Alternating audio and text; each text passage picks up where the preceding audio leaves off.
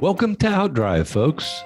I'm your host, Cliff Callis, and each week I'm bringing you actionable marketing insights you can apply to reach, connect with, and convert rural American consumers.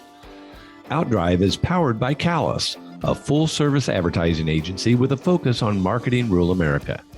Callis offers a wide range of integrated marketing services, including website development, search engine marketing, social media, video, and digital. We develop strategic and creative campaigns to build your brand and your business, and you can learn more about us at ecallis.com. Now join me in the front seat as we head out on the road to success. Let's go. Hey folks, welcome to Outdrive. We've got another great story to share with you today about life and work in rural America. Out here in the country, there are many opportunities for young men and women to work in the world of agriculture, whether it be on the farm, in marketing and selling products, or serving the ag community in some capacity. In fact, many businesses today focus on farmers, ranchers, and producers, and that leads us to our guest today.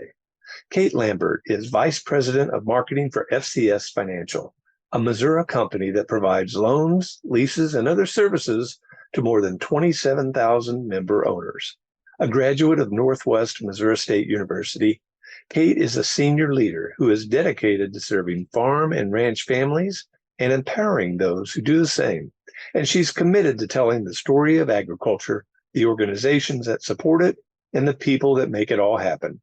Kate has a specific passion for removing roadblocks and amplifying opportunities for young beginning farmers, women in agriculture, and those pursuing paths less chosen.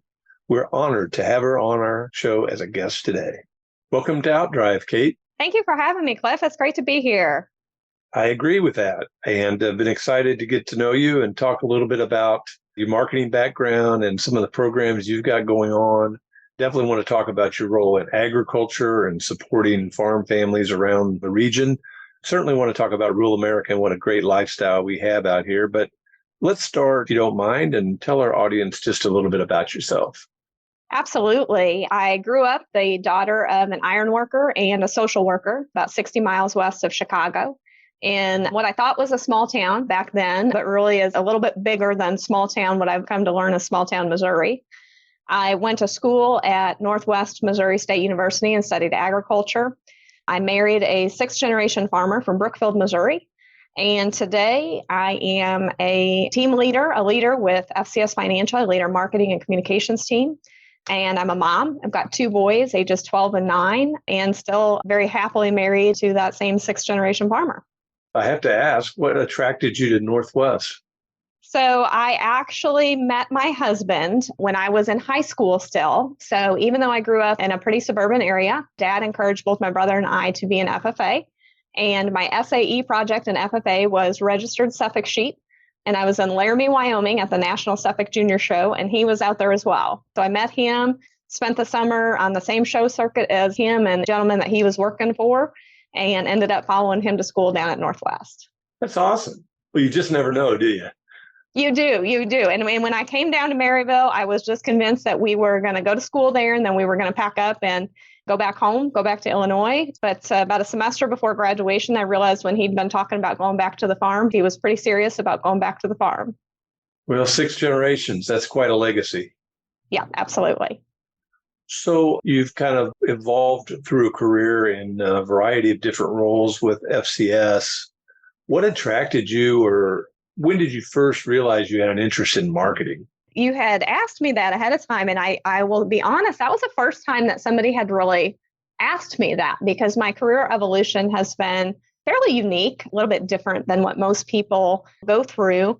I knew that I wanted to study agriculture, of course, in school, but really focused on ag business, and honestly thought I would really go more of like a law school route, and found myself, in a situation there close to graduation where I found out that at the time, my fiance was going to go back to Brookfield and needed to look at what options I was going to have there, and had the opportunity to spend a summer interning with FCS Financial.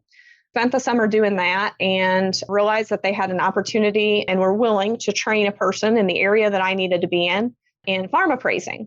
My grandma, who is just this rock star lady, getting ready to celebrate her 90th birthday and still selling real estate, grandma had had a career in real estate, and I had kind of witnessed all of that as a child. And so real estate was something that I had always had a little bit of an interest in. And I thought, well, I think I could do this and like it.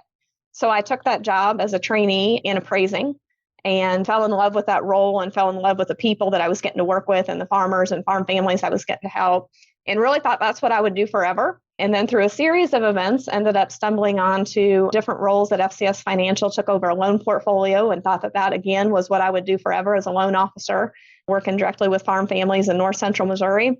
And then had an opportunity to move over to the marketing team, but not really in a marketing role. FCS Financial had several years ago now recognized that they really needed to create a role to focus on an ever increasing focus on young beginning producers and the education that we were doing in that young beginning space. And so they created a role to have a person focus in on that. The services, loans and services and products that were being offered, but specifically the education that was being offered to our young beginning member owners. And so I hopped over to the marketing team and took on that role. And then over the course of time, grew that role into some different scopes and responsibilities. And then as of November of last year, took over the marketing department. And so when it comes to tactical marketing things, I've got an amazing team. I would not be able to do anything that we do without them. They're really, really good in a lot of those traditional marketing things and mean that I don't have to know a lot of the stuff that they do because they're so good at it. So I would say my interest in marketing wasn't so much an interest in marketing as it was an interest in having more people know the good work and the products and services that are available through a cooperative like FCS Financial, and just really passionate about getting that information and those opportunities in front of more people. And I guess when it boils down to it, that's about the definition of marketing, isn't it? Well, it kind of is. It was very well said.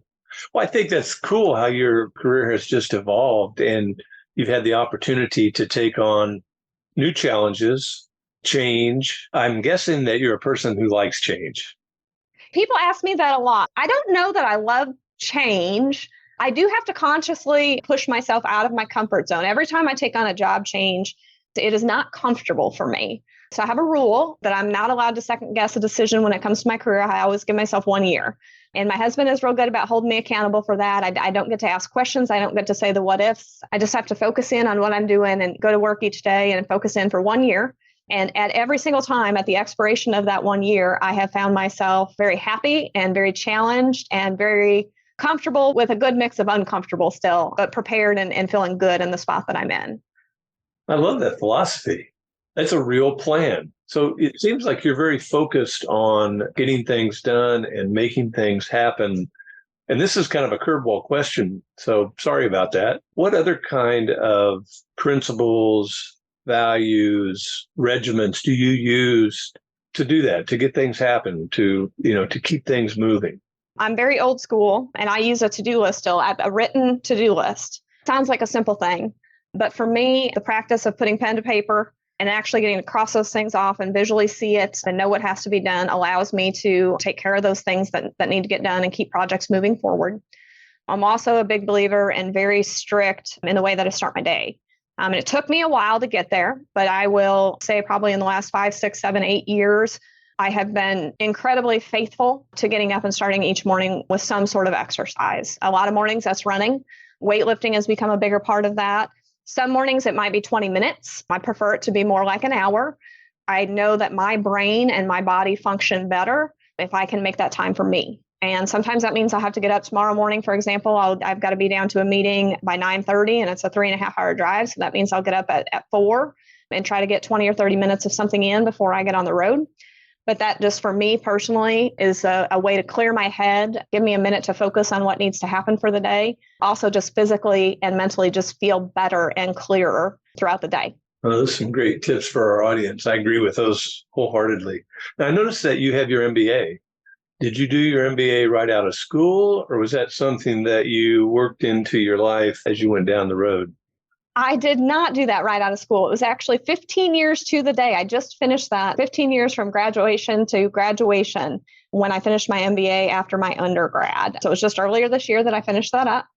I had wanted to do that for a long time. And when I left with my undergrad, I thought I would be back before too long. And then, Cliff, you know how things go. You get busy and then you throw a few career changes in there and then you throw a couple kids in there and it never feels like a good time. And you say, well, this isn't the year, but maybe next year is the year. And then I got so far into my career and started to get a little bit of gap in between when I had been a student and when I hadn't. And it almost felt like I had waited too long. And for a couple of years, I kind of talked myself out of it with that I've waited too long. I progressed my career enough. It's not going to benefit me in my career.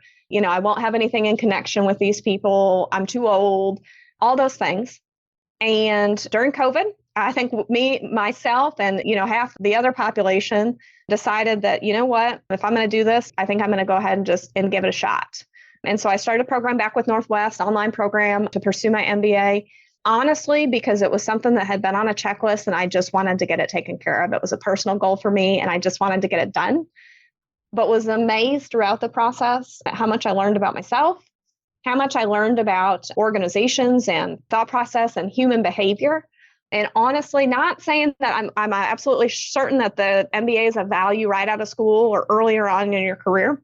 But at the point I was in my career, still fairly new to the senior leadership team, new to a lot of the conversations that I was engaging in at FCS Financial, that type of content and those types of conversations that I was having through my MBA program were really making me a better person and more thoroughly equipped and prepared to serve FCS Financial. So I think it was a God thing on the timing. It ended up feeling just about right for that. So, well, congratulations. I mean, that's quite an accomplishment. Thank you. It is interesting. I think once you kind of get into a career and you've developed your own principles and certainly your knowledge base and all that, and then you get involved in a program like that, and it all just sort of makes sense. And there's such a relevancy there that you probably wouldn't have right out of school. Yeah. And that was just one thing that really blew my mind. And for years, I had sought advice of mentors and said, do I need to do this? Do I need to get my MBA? And I had two schools of thought. A whole group of people that said, no, you don't need your MBA. It's not going to do anything. Real world experience is better.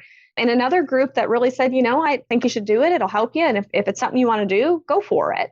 And so I really went into the program fairly skeptical, really thinking this was just a box I was going to check. I do these classes and they wouldn't be relevant. They'd be outdated. But kudos to Northwest. And I'm sure other MBA programs are this way as well. But especially in, a handful of classes up there with a handful of the professors, the relevancy of it was just amazing.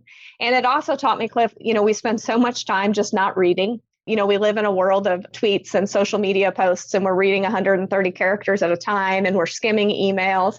It really taught me that I had gotten rusty on really reading and thinking about things. And it took a 3-year period to do it. I really spaced it out with 2 promotions happening in there at the same time. So I spaced that out. But during that time period, it really made me recognize that I had not been as studious and as reading and stretching my mind as I really should have been. So I've tried to stick with those principles better since that. Well, again, congratulations. So let's see. Wife, mother, MBA student, career person. What else do you have going on in your life? Because I bet there's more. Yeah, those are the big hats that I would claim. And then, of course, we have the farm. My husband's on the farm full time, but any bit of time I have left in my evenings or weekends, certainly look to spend that time outside and helping on the projects there. Well, tell us about the farm. Absolutely. So my husband farms alongside his dad, and they're right outside of Brookfield, Missouri. Very traditional operation for north central Missouri. We've got a group of commercial mama cows, got row crop, corn, soybeans. A little on the non-traditional side, although it's becoming more popular in the state of Missouri, is we've got a flock of sheep, a flock of commercial use, as well as a flock of registered Dorpers and registered white Dorpers that are really a pet project for us. Of course, we both grew up showing and raising sheep, and that's how we met. And so we introduced our boys to that fun and expensive hobby, but one that we thoroughly enjoy. And then here in a few weeks, we'll be getting ready to open up the pumpkin patch and corn maze part of our farm. So we have a small agritourism venture that we open in the weekends in October as well. So that'll be 4-6 weeks during the fall? Yep, we'll open up the last week of September there and run all the way through October and just try to get as many community members out there as we can to see what's happening on the farm and try to have some good conversations and connect them to agriculture. Oh, that's great. Well, hope it goes well. I'm sure that it will. Thank you. I understand that you also are involved in a variety of other types of organizations as a volunteer. You want to talk a little bit about that? Sure. So a couple of organizations that are really near and dear to my heart, we had talked about Missouri Common Ground a little bit, and I don't have the time to devote to Missouri Common Ground like I used to just, 5 or 6 or 7 years ago, but something that very near and dear to my heart for a couple of reasons. One is the work they're doing, just the outreach, the concept behind Common Ground, National Common Ground, and bringing it more local at Missouri Common Ground is to connect farm women to non-farm women, in recognition of the fact that in a majority of households around the country, moms are making the buying decisions when it comes to food. And moms are also the ones targeted by a lot of our marketing outside the industry and within the industry. They're the ones that are trying to balance all this information that's coming in and make the best decisions that they can on budgets and for the health and safety and nutrition of their children. And with that comes just a lot of pressure and a lot of guilt. And Common Ground is really designed to try to connect women on the farm who can maybe help relieve some of that guilt and help sort through some of that information with women who are looking for ways to navigate the food world that we live in today. I love that. How did you get involved in that organization? Yeah, so gosh, I'd have to think back. I would say, so when Missouri Common Ground really kind of took its second breath, there's history there that I'm not as familiar with from quite a while ago. But maybe, 10 years ago or so, it really kind of was revitalized. And Christine Tu, who was with Missouri Soybean at the time, and Hillary Black, Becky Frankenbach, those ladies, and I'm sure some others, came together and said, hey, I think this is something that we need to revitalize and kind of give some fresh breath to in the state of Missouri, and brought a group of ladies together to have conversations about that. And one of them, I don't even remember which one, but one of those ladies invited me to have a seat at that table. My husband was and still is serving on the Missouri Corn Board. So I imagine that's probably how I got kind of connected into that group at the time. But I was invited in. And like I said, I'm really able to devote a lot more time back then than I am today. But it has always been one of my great pleasures to watch the work that they're doing.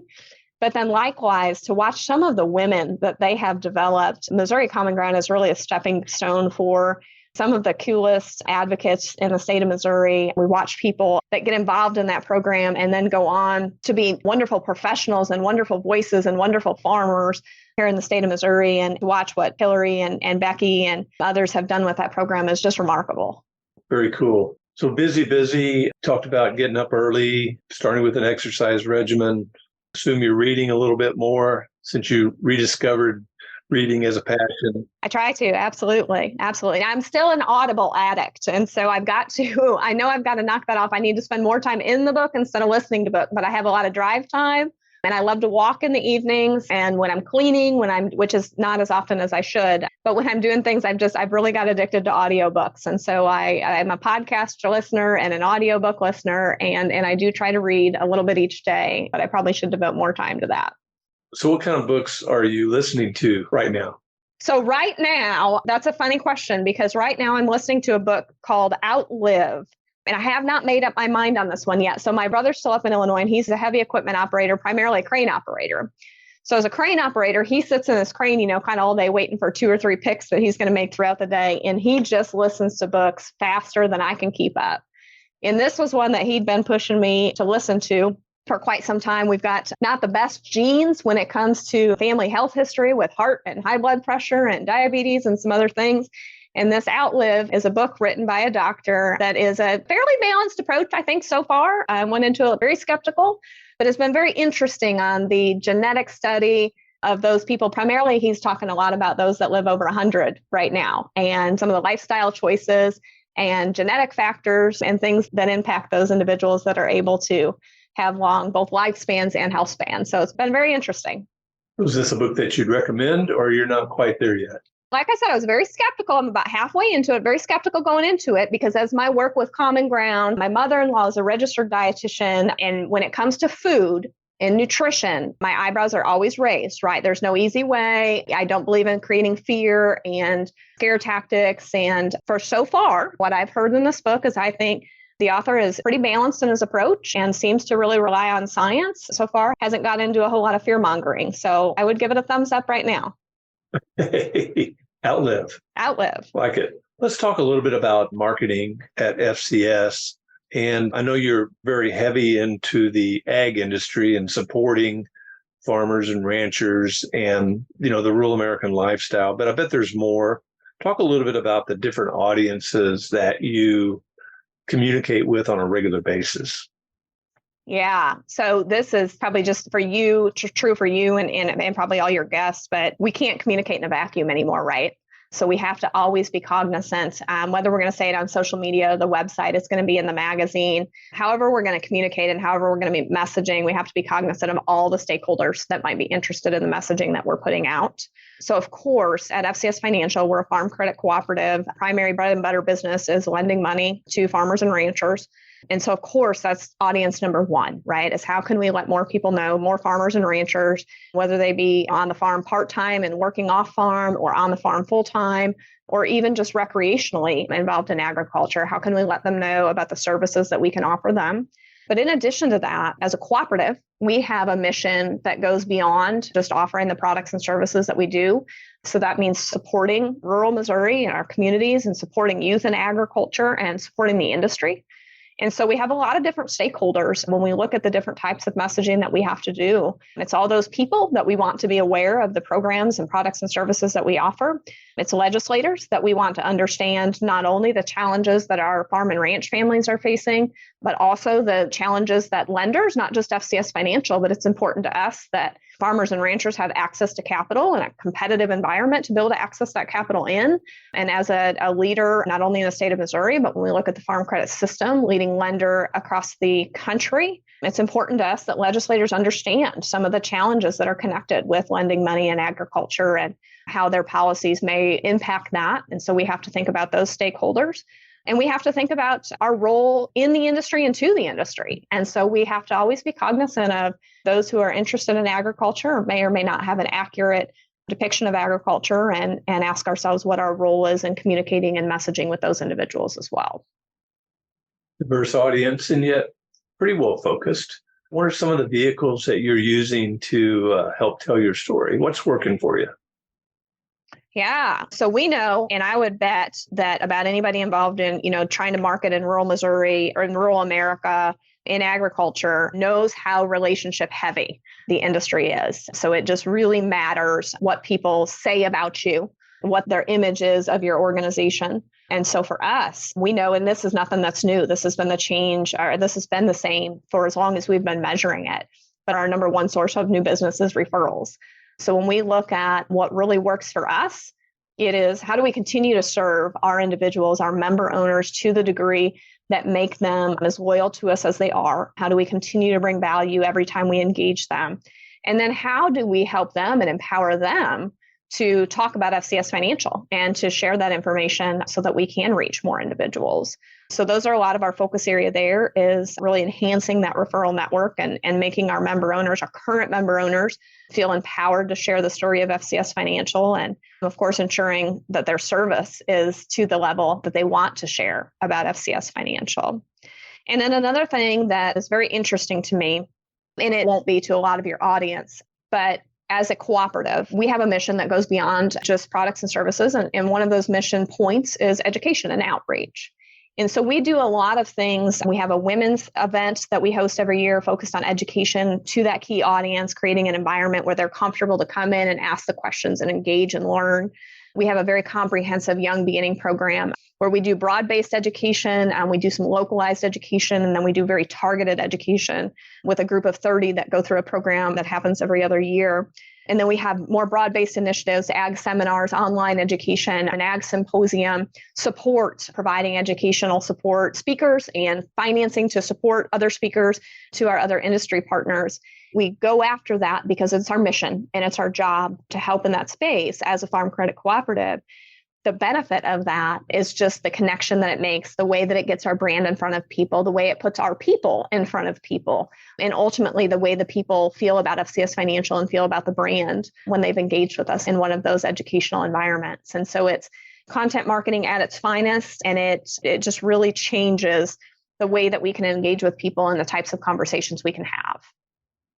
So is it a challenge to produce so much content, so many programs with such a diverse audience?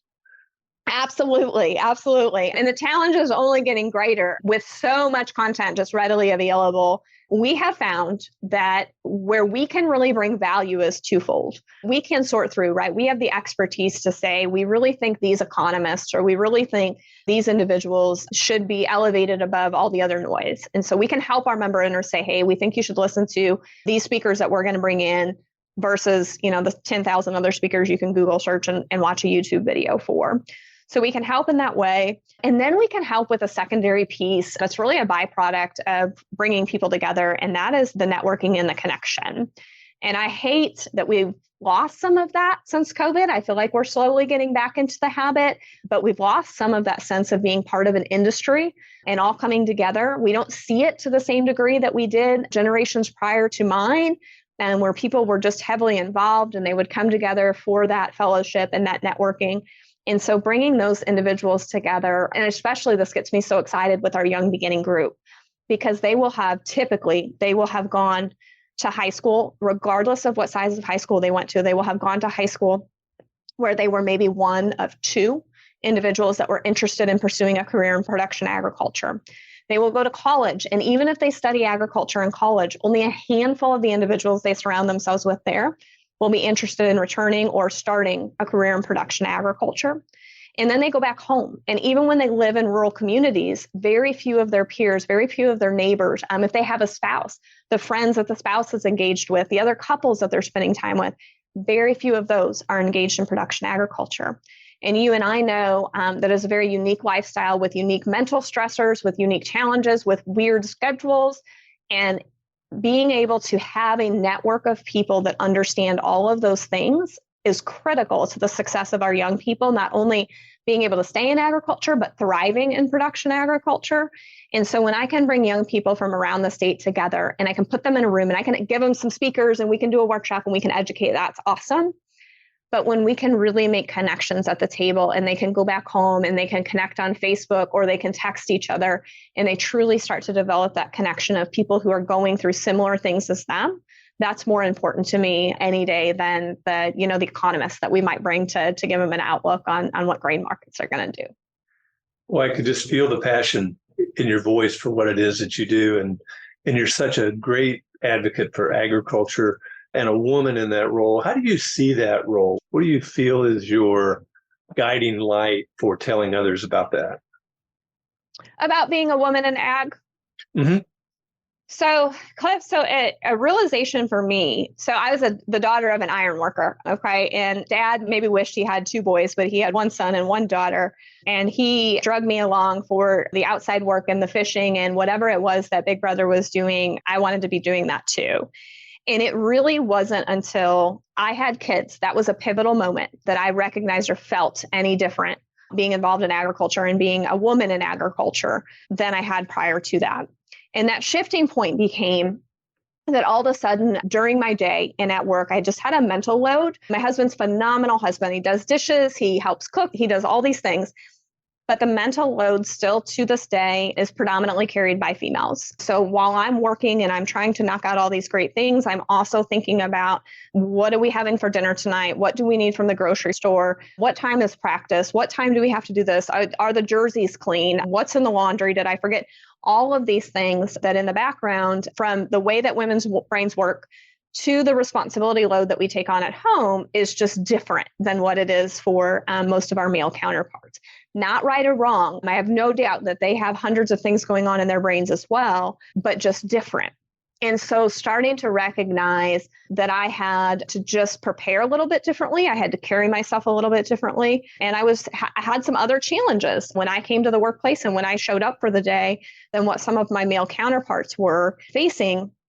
And because of that, really recognizing that I specifically needed friends and mentors that were in those same roles. And so I have some great, amazing friends that are maybe not as career driven, or some great, amazing friends that are very career driven, but maybe don't have kids. And so it was very important to me, especially now more than ever, that I have a very close circle, handful of friends that can relate to those dual challenges that I'm facing and having to wear multiple hats. We all wear multiple hats, but specifically trying to balance being a mom and being a professional. And then I have a network of women who can help me when some of those challenges become a little bit overwhelming, because it's just a little bit different. Again, now we all have challenges, right? My husband has challenges. Each man that I work with here at FCS Financial, everybody has those challenges. But for me to recognize that, hey, this is just a little bit different. And I have got to have that network of ladies that I can talk to that can help me navigate some of these things is just critical to my success. And being able to balance is kind of a terrible word. I don't think we ever balance it. It's like a teeter-totter, but being able to navigate what that reality is, it's just really important to have those people that I can share with. Absolutely. Well, it sounds like you've built quite a strong network around you to help guide you along every day. That is just something about not just rural America, Cliff, but just agriculture. And that's something we just have got some of the coolest women in the industry that are just amazing at what they do. Some of these ladies that are on the farm full time and raising kids and running combines and balancing that, ladies that are in agriculture professionally and then going home and doing all those things. We're just blessed with some really phenomenal people across the country and in the state of Missouri. That makes it pretty easy to go out and find some women that you can say, hey, it looks like you're doing this real well. Can you help me manage it better? You've said it very well. A very impressive group of young ladies. Interestingly enough, I had Chris Chen, the director of agriculture in the state of Missouri, on our podcast about a month, maybe even less than a month ago. And she said she had a phrase that she mentioned, which is agriculture is family. And I thought, wow, that's so powerful. And it goes to exactly what you're saying there. Absolutely. And, I think it just culturally, it's something within the industry. I tell people all the time, even when I was a loan officer, so my kids, the most challenging years, probably I was a loan officer for with, the littlest kids at home. And it just never ceased to amaze me that the amount of interest that our customers took in my family. They would want to know how the boys were going. They would invite the boys. I had a customer that dairied in north central Missouri, and him and his family were just always inviting, bring the boys up anytime, just bring them up so they can see. It really is a family industry. And that at FCS Financial, I feel that. I always tell people there's never been a meeting or a deadline that I have had on my docket that if one of my boys was sick, that I couldn't call and say, hey, I can't make it. Now, that doesn't mean that sometimes, I've thrown a sick kid into the floor of the combine too and said, hey, I got to go today. But when push come to shove, if I really needed to be home with my customers, with my bosses, that would just never be questioned. And I think that's just the true industry and the true nature of agriculture. Well, it sounds like you're at a great organization where family truly is a very important part of it. We do. We live that out through and through. And that makes a major difference for trying to be a mom and trying to be a professional. Absolutely, it does. So you mentioned rural America. It's kind of been a thread throughout the episode today. When I say those words, what kind of thoughts and ideas and images come to your mind? Oh, gosh. So for me, rural America looks like my gravel road pulling into my house. And I think you drive down that road or you drive into Brookfield. And I'll tell a story. I remember coming home from college. And remember, I grew up in suburban America outside of Chicago. And mom and dad drove me back to Brookfield. But I say home now, it wasn't home then. Mom and dad drove me back to Brookfield, and I was going to live there. I had taken a job with FCS Financial. I had interned and signed on for my first job. I'd graduated, and it was time to come back and move into a little house and start playing professional and grown up. And I remember pulling into town, and town looked pretty dead. And mom just kind of looked around, and I could just see this look on her face. And she never said it out loud, but I know she was thinking, what are you going to do here? Here was her little girl who had talked about going to law school, had grown up watching Law and Order, Olivia Benson on TV, and had dreamed of going to law school her whole life and going to go change the world. And she's looking around, and I could just tell that she thought, here's this town, it's just dead. What are you going to do? But they never doubted me, and they stayed supportive. And today I can pull into that same town. Same setup, right? Dead on a Saturday night, no vehicles around. And the only thing I can see is just the people and thriving business. You see grain elevators that look like nothing's happening there. And you and I know that those grain elevators are picking up corn and soybeans from thousands of acres all the way around, and they're shipping them all over the world, that millions of dollars of commerce is happening every single day right through those grain elevators. The types of businesses that are being run, the professionals, especially since COVID, people that are sitting in these buildings and sitting at home and changing the world all over the place through a sometimes questionable internet connection. But it just is, to me, rural America has the best of both worlds. In just a click, we can be on a phone call with anybody that we need to be on a phone call with. But we can also walk out in the backyard and we can look at our cows grazing and we can see the stars at night. And you can kick the kids outside and tell them to go play. And they've got hundreds of acres to do it on. I think you've described paradise there. I think so. Hey, Kate, I've really enjoyed visiting with you today and visiting about everything that's involved in your life and with FCS. And I want to wish you all the best as you go forward and go into fall and pumpkin season and having people out to the farm. What else would you like to share with our OutDrive audience today that you think they might find interesting or maybe important or maybe inspiring? We covered a lot of ground, and I really appreciate the opportunity to be here. I think one thing that I try to leave folks with, when they're just trying to kind of sort through life, is that for me, finding a way to stay rooted and stay grounded is really important as we get busy and the to-do lists continue to get longer. Knowing where your true north is and knowing what's most important is something that each of us have got to make sure we spend some time to do it. And I'm lucky to have a spouse at home who helps me stay accountable to what those things are and what's really most important in life. But I think as we do go through all of this, right, whether we're going to market to people or, we're working at climbing a career ladder, I think it's important to spend a little bit of time each day and each week just to center and find out what's important and remember that true north. Very well said. Great advice. Kate, thanks for being with us. Absolutely, Cliff. Thanks for having me. Oh, you're very welcome. Folks, thanks for listening to OutDrive. I hope you've enjoyed our visit today with Kate Lambert, Vice President of Marketing for FCS Financial. Come back again next week, and I'll take you down the roads of rural America, where it is heaven on earth. Thanks for taking a ride with us on OutDrive. This episode is complete, so head on over to ecallis.com for more insight you can apply to help drive your business growth. And be sure to sign up for our free monthly e-letter, OutThink, for even more helpful content about marketing to rural America. Have a great day and keep on driving.